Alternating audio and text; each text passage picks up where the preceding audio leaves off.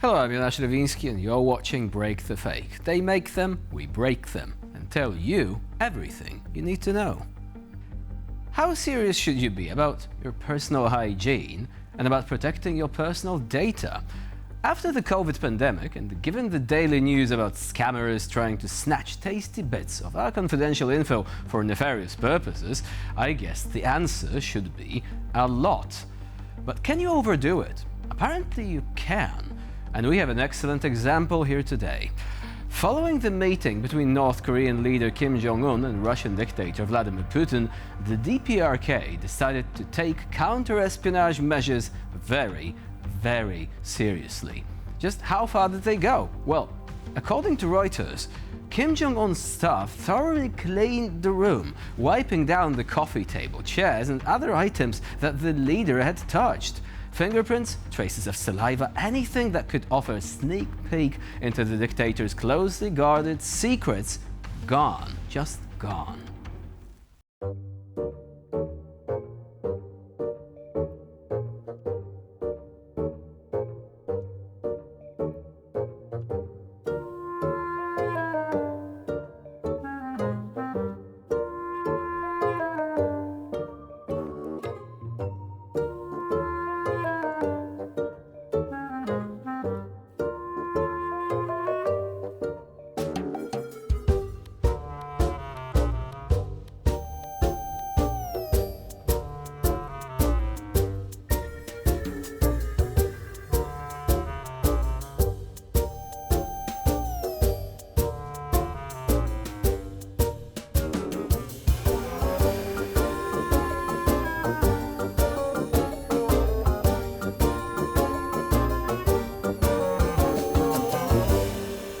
But wait, it gets better. According to the Japanese newspaper Nikkei, citing South Korean and Japanese intelligence services, Kim Jong-un also brought his own toilet with him to hide data concerning his health. Now, this approach is admittedly not new.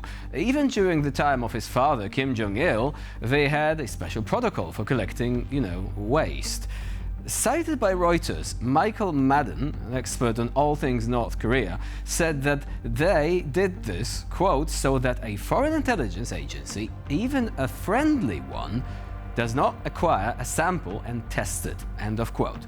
The plot thickens. Apparently the North Koreans might be generous when it comes to handing out artillery shells, but the thought of having somebody else, even the Russians or the Chinese, poking about the poop of the great leader simply drives them to madness.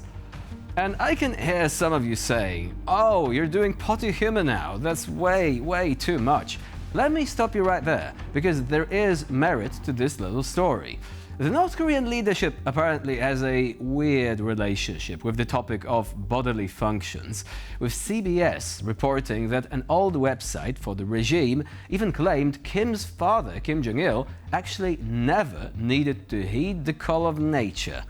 Now, apparently, the poo has gone from being a source of existential dread to a valuable source of intelligence data today, but the North Koreans are not alone in this. Guess who else apparently guards his toilet habits like they were nuclear codes? Yes, it's Vladimir Putin. The Independent reported back in 2022 that some bodyguards on foreign trips have the dubious honor of collecting Vlad's bodily waste before any foreign spooks can get their hands on it. Ew! And of course, there is a rational reason, again, protecting sensitive health data and all that, but imagine being the guy on poop suitcase duty. Also, imagine being a dictator so paranoid you treat your porta-potty as if it was the Pentagon. New security rules are being introduced in the Russian Belgorod region, and judging by all appearances, they resemble a combination of medieval inquisition and a corporate manual on how to control the flow of information. Residents are now strictly prohibited from disseminating any information about the consequences of drone attacks unless it has been made public already by official authorities. Those who violate this rule will be punished, but no one is saying exactly how. Perhaps a fine, perhaps a visit to the re-education center. The intrigue keeps us on the edge of our seats. В связи с оперативной обстановкой и угрозой атак беспилотников врага считаем необходимым также принятие дополнительных мер безопасности, а именно обязательное прохождение курсов по оказанию первой медицинской помощи для родителей, которые водят своих детей. Вводится ограничение на распространение гражданами в публичном пространстве, в том числе в интернете, любой информации, связанной с работой военных, местами их дислокации, используемым оборудованием и вооружением, а также гражданской инфраструктурой, объектов связи, промышленности, топливно-энергетического комплекса, мостов и других критически важных объектов и их охраны. Мы все с вами, живущие в Белгородской области, прекрасно знаем эти ограничения и их обоснованность. Это вопрос нашей с вами безопасности. И соблюдение этого требования продиктовано условиями нашей жизни при фронтовом регионе. Вторая часть ограничений, вводимая оперативным штабом, касается распространения в публичном пространстве информации о местах и последствиях атак, полученной из неофициальных источников. Разрешается с сегодняшнего дня распространять только ту информацию, которую опубликовали у себя официальные представители органов власти. What is more, for parents, mandatory first aid courses have been added to kindergartens. Officially, this is for the care of children, but unofficially, it is an acknowledgement that normal life is no longer possible.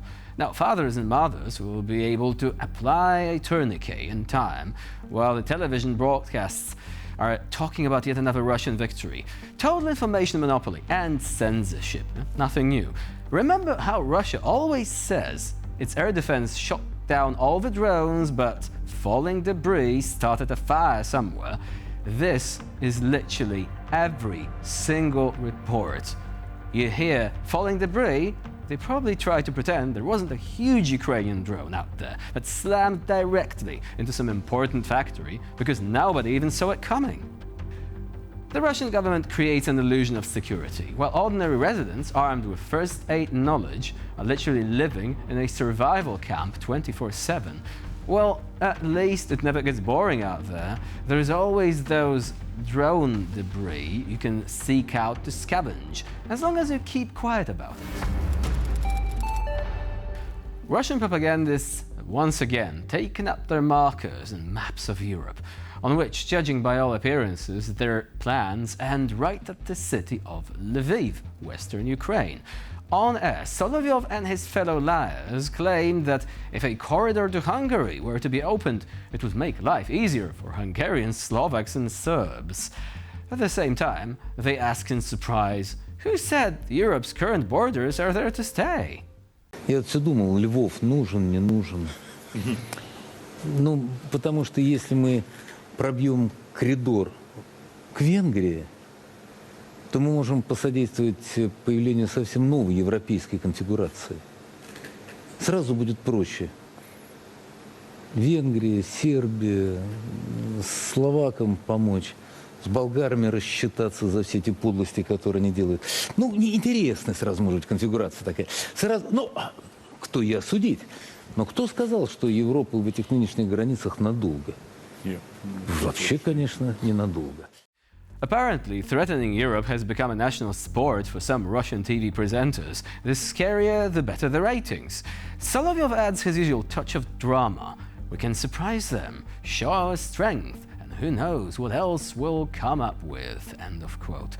At the same time, Russia can't even control all of Donetsk over 3 years into the war, but that's a minor detail, I guess.